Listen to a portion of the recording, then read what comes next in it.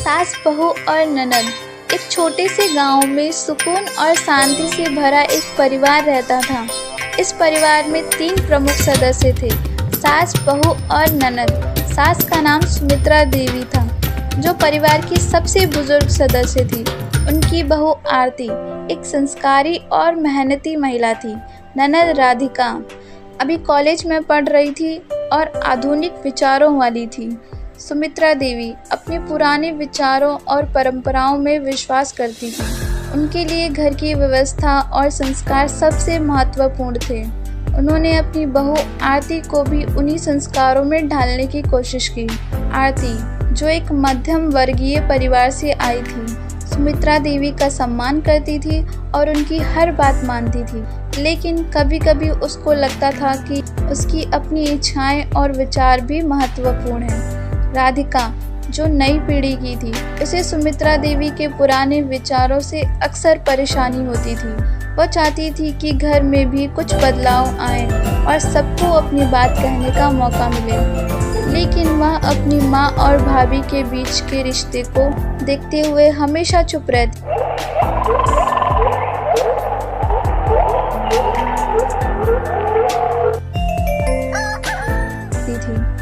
एक दिन घर में एक बड़ा समारोह था। सुमित्रा देवी ने सभी व्यवस्थाओं की जिम्मेदारी आरती को सौंप दी।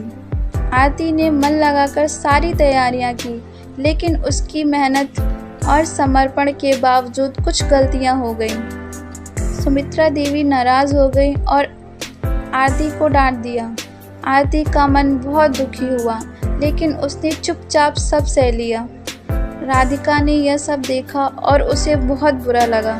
उसने तय किया कि अब उसे कुछ करना चाहिए। उस रात राधिका ने अपनी माँ से बात करने का साहस जुटाया। उसने कहा, माँ, मैं जानती हूँ कि आपके लिए परंपराएं और संस्कार महत्वपूर्ण हैं, लेकिन क्या हम सभी खुशी और सम्मान भी उतना ही महत्वपूर्ण नहीं है?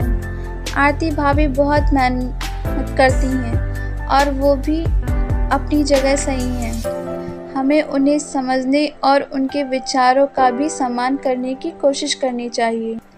सुमित्रा देवी ने पहले तो राधिका की बात को नज़रअंदाज कर दिया, लेकिन बाद में जब उन्होंने खुद से सोचा तो उन्हें महसूस हुआ कि राधिका सही कह रही थी। उन्होंने आरती के समर्पण और मेहनत को हमेशा देखा था, लेकिन कभी उसकी तारीफ नहीं की थी।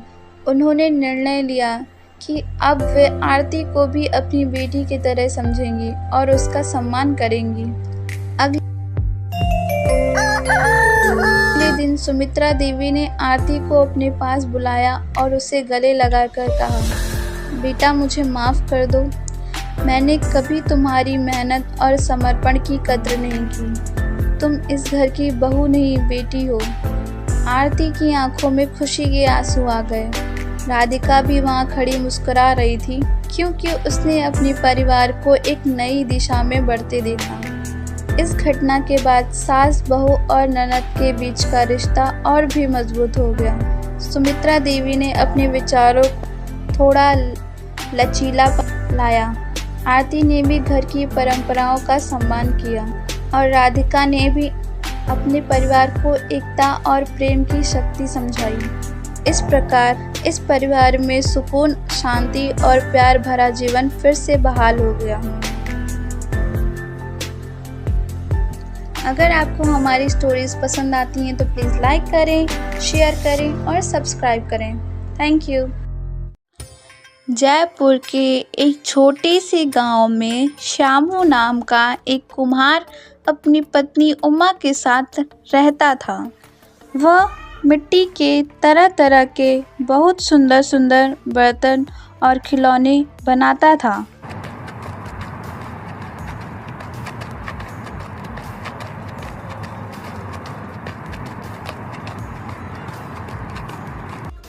बनाने के बाद उन खिलौनों और बर्तनों को पास की बाज़ारों में बेचा करता था।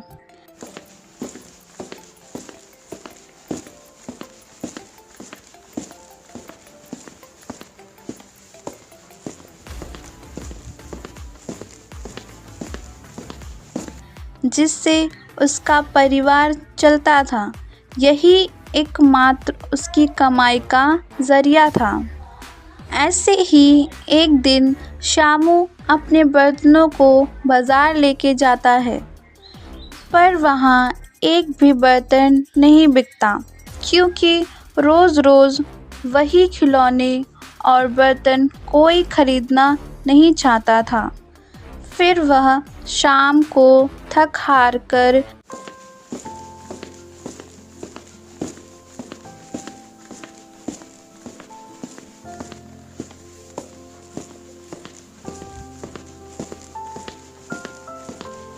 घर पहुंचा। उसकी पत्नी उसे उदास देखकर बहुत चिंतित थी। उसने कहा, ए जी, सुनते हो, पानी पी लो और बताओ आज का दिन कैसा रहा। शामू बोला, अरे उमा, क्या बताऊं, आज तो एक भी बर्तन नहीं बिका। ऐसा ही रहा तो खाने के लाले पड़ जाएंगे। तभी पत्नी बोली, कोई बात नहीं, कल सुबह देखा जाएगा, अभी खाना खाकर चुपचाप सो जाओ। अगली सुबह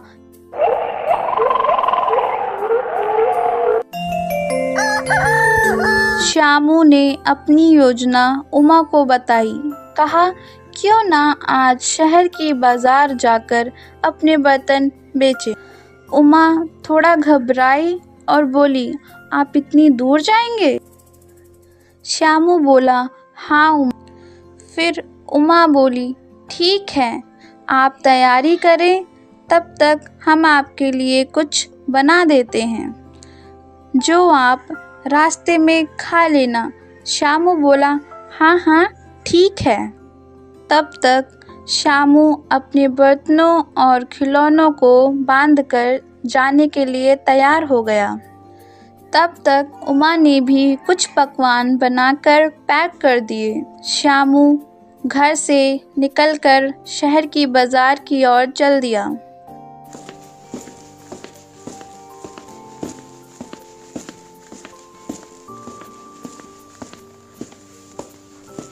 चलते चलते शामू बहुत थक गया और एक पीपल के पेड़ के नीचे बैठकर सोचा कि यहाँ कुछ नाश्ता करके पानी पी लेते हैं। जैसे ही वह नाश्ता करने चला तो उसे एक भिखारी दिखाई दिया। उसने कहा, हे मुसाफिर, क्या कुछ खाने को मिल सकता है? शामू ने अपने खाने को देखा और फिर उस गरीब को देखा। शामू ने कहा, क्यों नहीं, आप आकर मेरे पास बैठो। भिखारी ने बोला, नहीं नहीं, आप हमसे बड़े हैं, हम आपकी बराबरी नहीं कर सकते, इसलिए हम आपके पास नहीं बैठ सकते। शामू यह सुनकर आश्चर्यचकित हो गया। शामू बोला, ऐसा नहीं है, और साथ में दोनों लोग कुछ खा पी लेते हैं। शामू के पास 2 रोटी बची थी। एक रोटी उसको दे दी और एक खुद खाकर चल दिया।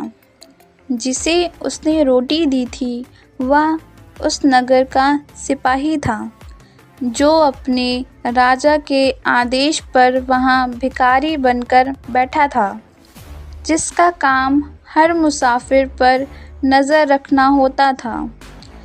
शामू की दया देखते हुए उस सैनिक ने राजा को संदेश भिजवाया कि हमारे नगर में एक कोमल हृदय और सरल स्वभाव का एक मुसाफिर आया हुआ है, जो कि कुम्हार है, अपने मिट्टी के बर्तन बेचने के लिए आया है।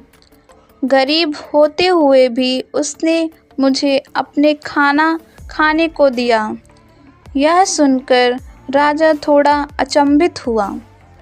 राजा ने बोला, हम स्वयं जाकर उस कुम्हार से मिलना चाहते हैं।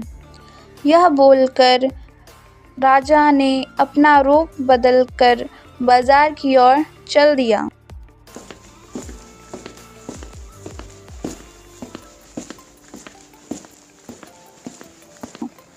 इधर श्यामू बाजार में अपनी दुकान लगाकर बर्तन बेच रहा था। मिट्टी के सुंदर सुंदर बर्तन और खिलौने ले लो, मिट्टी के सुंदर सुंदर बर्तन और खिलौने ले लो। लेकिन कोई उसके बर्तन और खिलौने नहीं खरीद रहा था। यह सब देखकर वह बहुत परेशान हो रहा था। तभी वहाँ रूप बदलकर राजा पहुँचते हैं और पूछते हैं, बर्तन कैसे बेच रहे हो?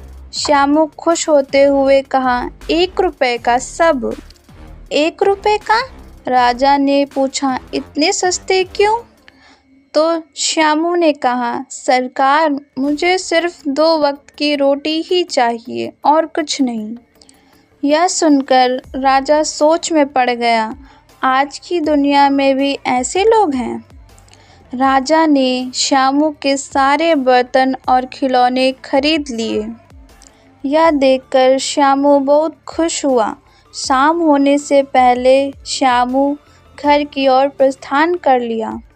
घर पहुंचकर उसने उमा को सारी बात बताई।